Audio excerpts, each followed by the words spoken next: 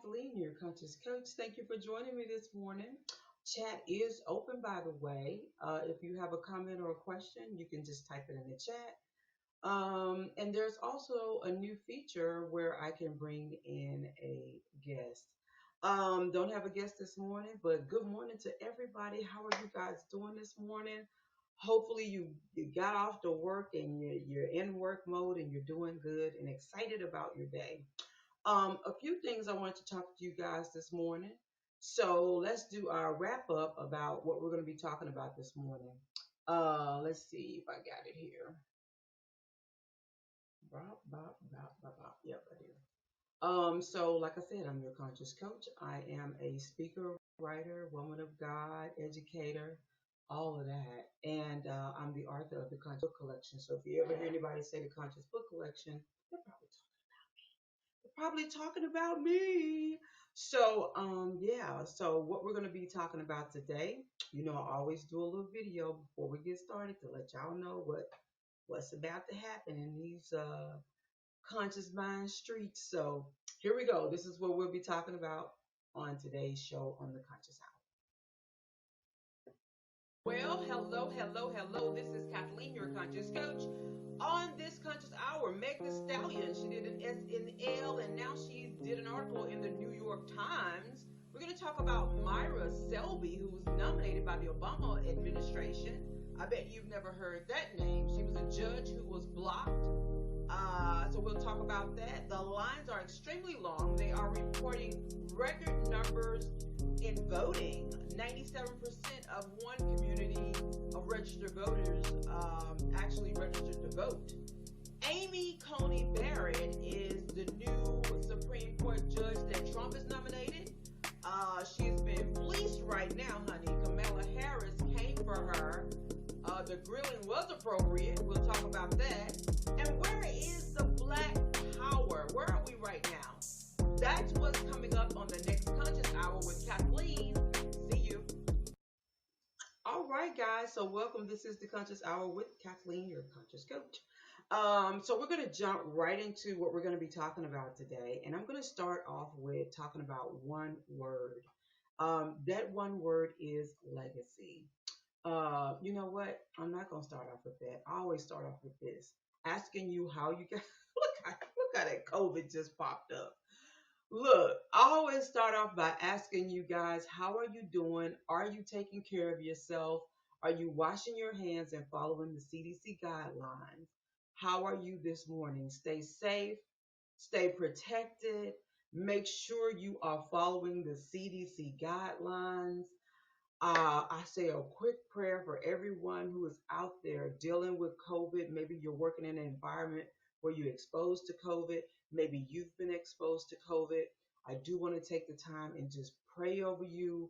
Pray that God blesses you and heals you and brings you out, because that stuff is dangerous. It's actually deadly. So I want to make sure we are taking care of ourselves. So are you taking care of yourself? Are you really taking care of yourself? I want you to take care of yourself, okay? So make sure you're doing the things that you need to do to take care of you and your family during this pandemic, okay? I love you. Now, listen, first thing I want to talk about is legacy. You're going to hear that word, and I've been hearing that word tossed around a lot. So I'm going to talk about legacy and culture. I just want to touch on those two things. Legacy and having the wealth mindset goes back to, now my lipstick, it's getting sticky, being focusing on the family. As you heard me mention before, I'm Kathleen Harrod, your conscious coach. My main focus is to help restore and build the Black family, to create lasting bonds within our family, and also to create expectations. So that's not something that we see a lot of. If you do expect to leave a legacy, and when we say legacy, people just really are just saying leave a memory. Well, a memory of who you are is not really leaving a legacy. A legacy is a pattern. A legacy is whatever value you presented. So as a family and as a race of people, we want to leave behind a legacy. a set of values, expectations, and all of that to our family and in our community. So when you hear legacy, think of someone like LeBron James. LeBron James has a beautiful family. He's been with the same woman since high school. They built a beautiful family. He has a beautiful empire. I don't know if you know it or not, but he also produces film. He built a school. 100% of his students graduate and go to college. I think they pay for them to go to college as well. He's now an activist, so not only is he involved with Black Lives Matter, but social issues in general. So when you talk about leaving a legacy, that's what it means to leave a legacy. To actually leave a set of values, expectations behind. And so we want to talk a little bit. I wanted to just talk a little bit about that because I'm the author of the Legacy Workbook. And I am going to plug myself right here because it's super important. If I didn't believe in this book, if I didn't believe in what the vision that God had gave me for this book, I wouldn't even be talking about it. But I know it serves a purpose, especially in this moment, in this hour. So the Legacy Workbook is all about creating those strong, lasting bonds within the family. It's 7 chapters, easy to do. I ask you questions. There's a lot of kind of like fill in the blank. I really wanted you to be a part of the book, not just read a book, but actually read material that was easy for you to follow and some applications that were easy for you to apply. So I take you on this journey. The first chapter is being Black. So I take you on this journey of doing a little research. It's easy. It's just as simple as using your Google, right? You're already on social media. You already have access to Google. You already have access to like whoever you want to have access to just in terms of getting information. So why not use that information to help elevate your conscious mind and build your family up? Okay. So that's what I want you to do. It helps you to create a mindset. In this book, you're going to do activities that ask you specifically how to achieve certain goals. So you say, hey, I want to be rich. Well, how do you become rich? It's just not a thought. You have to actually put a plan in place. So in the book, I'm asking you to put a plan in place, to create a vision of what you want to expect out of life, like where you want to live, what kind of car you want to drive, what type of influence you want to have in this world. And trust me when I say it's not even complicated. It's not even complicated. It's just something we have to get into the habit of doing. And so in this book is 7 chapters. At the end of the 7 chapters, I'm asking you to know your history and I kind of guide you through that. And then I ask you to do certain little activities. Along with that, by the time you get to the end of the book, you are going to create a family covenant. I know you've probably never seen that before. So you're going to create your own family covenant. I give you 3 examples in the book. You can do a complicated one, or you can just do something straightforward. And I demonstrate all that in the book for you. And then you're going to build a family crest, guys.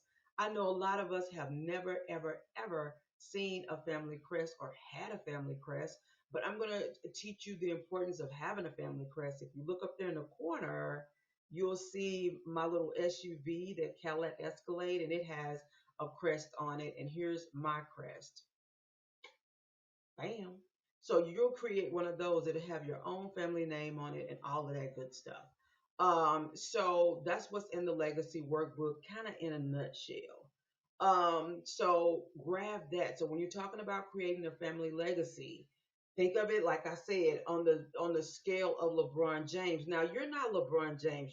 You may not be a millionaire like he is, but you still can leave a legacy. It's certain little things that you can do to basically let your family know what your values and expectations are and how that affects your family and then how that will affect your community. Because once you build up your family, right? Once you build up your family, that is building up your community and that is leaving a legacy. And that's the part I want us to get and understand. When it comes to cultural, how can we shift into being culturally rich? So, and this is not for everybody or concerning everybody, but we do know that a lot of times when people look at Black culture, they're looking at dancing, acting out, being loud, barbecue, stepping, and all that kind of stuff. Not bad stuff, right? None of that is like bad. But then you also have the negative stereotypes out there, which is like, gang affiliation, all Black people are poor, all kinds of crazy stuff. So when it comes to our culture, I want us to become culturally rich, build up some really strong traditions, not just meeting up when there's a funeral, but having set times and experiences together. Things like Juneteenth.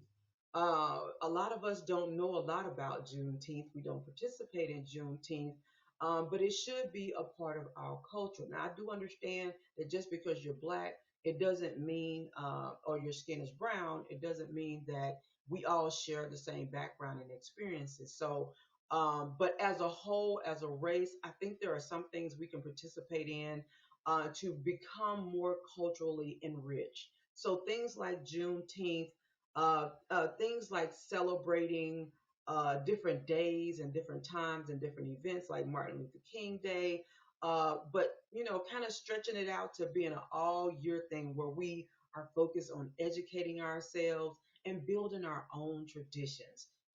Kind of plays into the whole legacy thing too. So we want to just make sure we're doing things to educate ourselves and to become a model of what we really want our culture to look like. And so even with foods and all of that, I know we got soul food, but what about people like Tabitha Brown who are into healthy eating and Dr. Sibia who was into us eating live food. So kind of shifting the culture in the way we want it to go, right? So we don't want it to be baby mamas, baby daddies. We want it to be family. We want it to be wholesome. We want it to be community. And that's what we want to be known for. So I just want to touch on those two things. In any of my books that you read, this is pretty much the space that it will be guiding you to.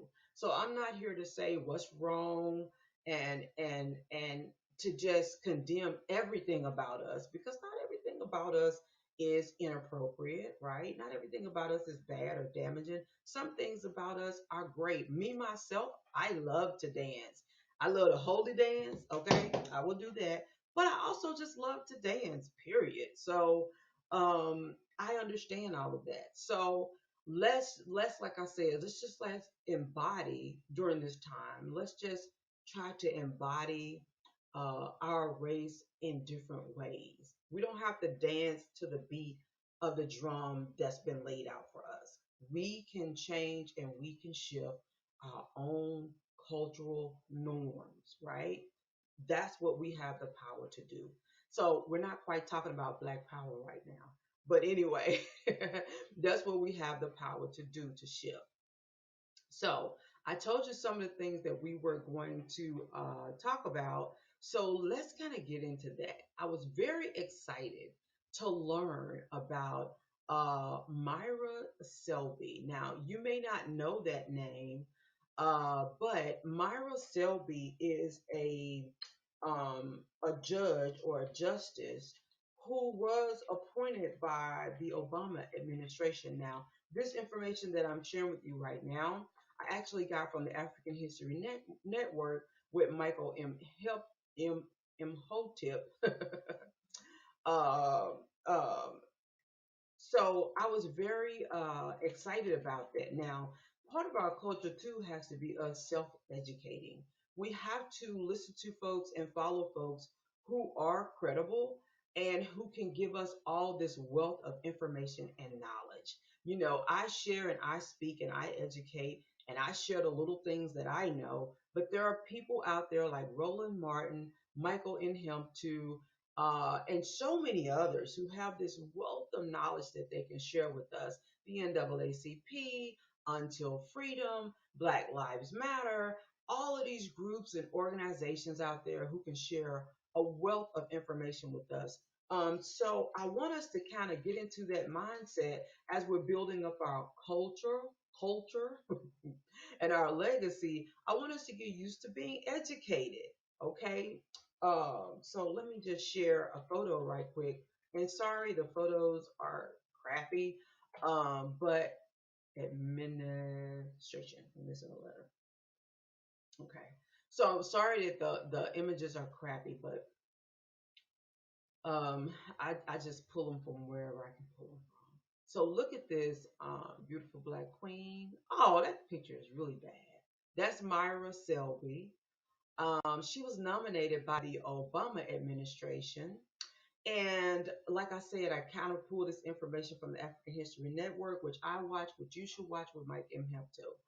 And I heard it from different places, and of course, I did my Google search as well, right? Because we always can like go to Google and check things out. And so I did my Google search, and found out a little bit more about Myra Selby. And so if you just go to Google and search some stuff, you can find it. Of course, News One had an article. It's written by Bruce C.T. Wright. Never forget, Myra Selby is the black woman judge whose court seat was stolen uh, for Amy Coney Barrett. So basically, it just talks about how she was appointed. She was Barack Obama's nomination, and she's a black woman judge to the Seventh Circuit Court of Appeals in early 2016. But Republicans, led by, of course, we know Moscow Mitch McConnell, blocked Selby's confirmation. Instead, Donald Trump ended up winning the election that year, and soon afterward, he nominated Barrett. So this is what I'm talking about when it comes to being informed, knowing what's going on in our community, knowing what's happening. I've heard a lot of people say Obama did nothing for black people. Obama did nothing for black people. Obama did a lot for black people. Obama did a lot for HBCUs. Roland Martin, when talking about this platinum plan that supposedly Trump has in place, platinum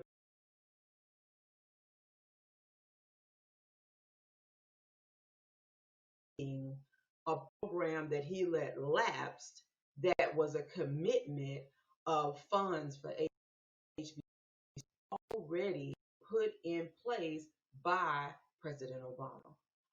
So we have, information like that that's out there that we need to know about. What just happened to my internet service? Okay, this is weird. Is my computer getting ready to shut down? No. No, no, no, no, no. Ah, what is happening? Ah, get out of here. I don't even know if you guys can still see me.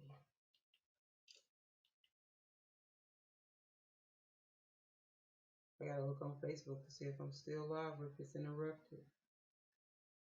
So if you can see me, just hang on, hang on, hang on. This sucks. Let me see if I'm still live. Okay, it looks like I'm still live. It's just my computer on my side.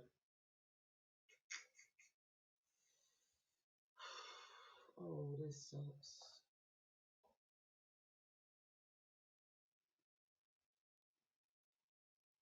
Okay, guys, hang on a second. Let me try to.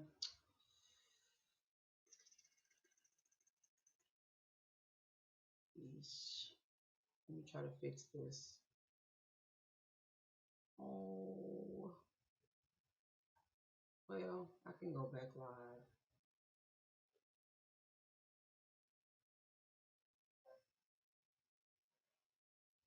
You hear that? This sucks. Give me a break.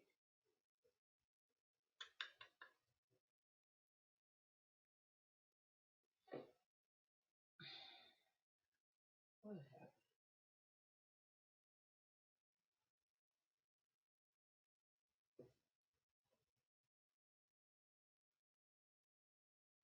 Really?